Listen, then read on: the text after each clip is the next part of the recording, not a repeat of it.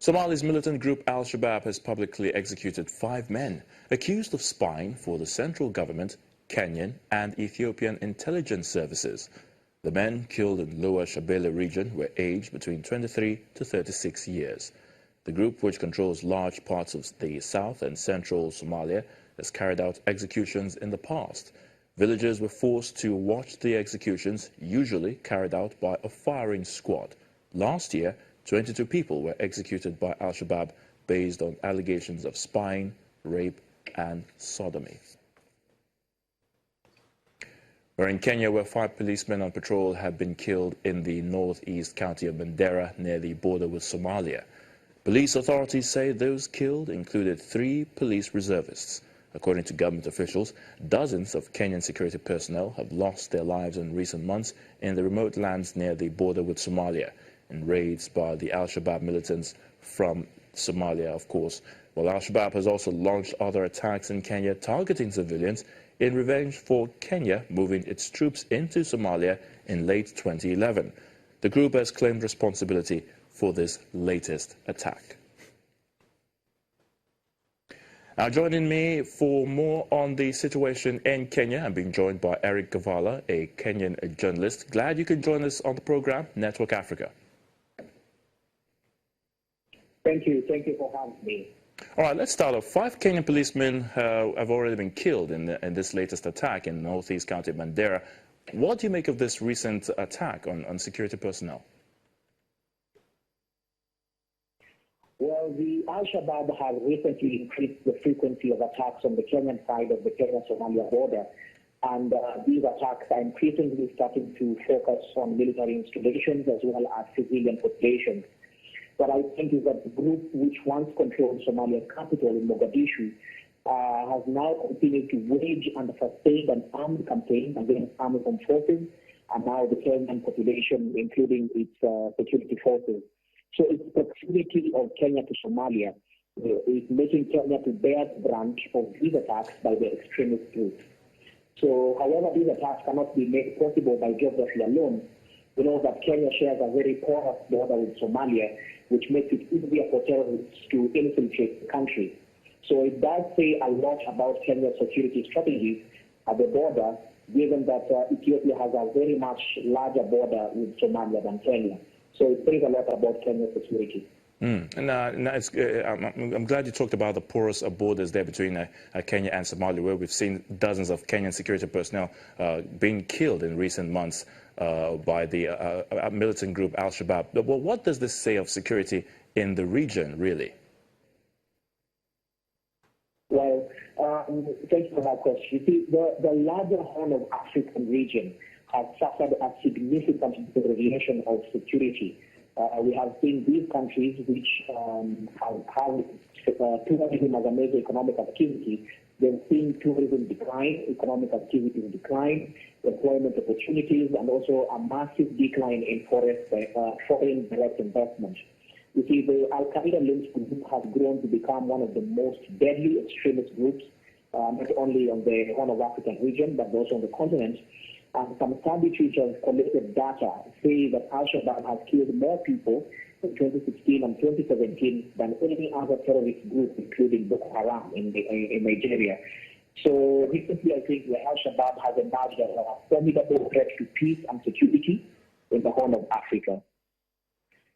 Now, of course, you've talked about Al-Shabaab and the way they've been going out, carrying on these attacks, and they've already been claiming responsibilities for so many of these, including this latest one. What exactly is their grouse? I mean, why is it so difficult for these guys to be stopped? Well, Al-Shabaab are waging a guerrilla kind of warfare, whereby they come out and attack either military installations, UN-backed possessions, as well as civilian populations. We know that Al-Shabaab has waged a war against Somalia's fragile UN-backed government since about 2007. And we know the group, which names the youth, is working tirelessly to impose a strict interpretation of Islamic Sharia law in Somalia. These extremist group has banned many social activities in Somalia, and the African Union mission in Somalia, which has about 22,000 forces from Kenya, Uganda, Ethiopia, Burundi, and countries in the Horn of Africa, have contributed military and police to Somalia.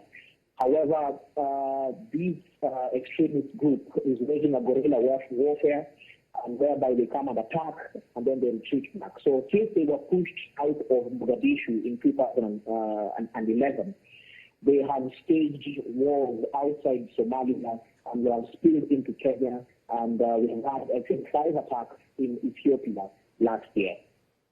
Now, there are allegations that local civilians who usually assist the police are assigned uniforms and arms by government. Tell me, is there some kind of political undertone in that? Well, I strongly believe so, because I agree that a political angle may be in the offing. You see, this is a very thorny issue, not just to Kenya, but to the entire Horn of African region, because security in the region has been elusive for some time now, and given Western embassies have issued travel advisories to their citizens not to travel to these countries, Al-shabab's ties with Al-Qaeda may be defining this group as an international network. So I think the government is trying to execute strategies just to pull all stops, including the political to just arm some of these people who support them, just to get rid of the Al-Shabaab problem.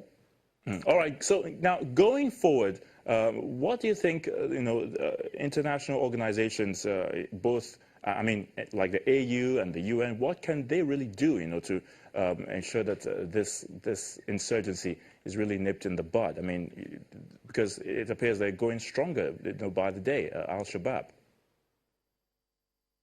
Yeah, I totally agree with that sentiment. And the main challenge with the governments in the Horn of Africa and the African Nation Union in Somalia is grappling with low truth levels and inadequate funding. So the problem here, I think, is funding. And the program, which is the AMISOM in short, is feeling increasingly difficult to run to run the programs in Somalia, because they are working on an exit strategy right now, with a drawback beginning the second half of this year and a full exit in 2020.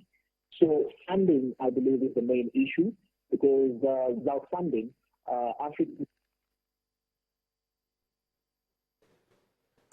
All right, so thank you so much, Eric Kavala, for your thoughts there on the situation in Kenya. Kenyan journalist there, Eric Kavala. Still to come on the program, Sudanese refugees return home from camps as UN agency carried out voluntary repatriation. Do join us again.